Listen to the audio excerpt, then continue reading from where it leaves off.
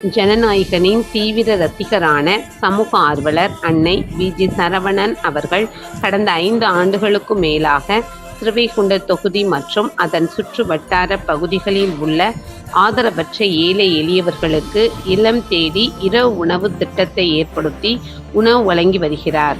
இந்நிலையில் தமிழக வெற்றிக் கழகத்தின் ஐம்பெரும் கொள்கை தலைவர்களுள் ஒருவரான சமூக ஆர்வலர் அஞ்சலையம்மாளை கொள்கை தலைவராக அறிவித்ததன் ஈர்ப்பால் தமிழக வெற்றிக் கழகத்துடன் இணைந்து தமிழக வெற்றிக் கழக தலைவர் தளபதி திரு விஜய் அவர்களின் ஆசியுடன் கழக பொதுச் செயலாளர் அண்ணன் புசியன் ஆனந்த் அவர்களின் வழிகாட்டுதலின்படியும் மதிய உணவு மற்றும் இரவு உணவு திட்டத்தை ஏற்படுத்தி உணவு வழங்கி வருகிறார்.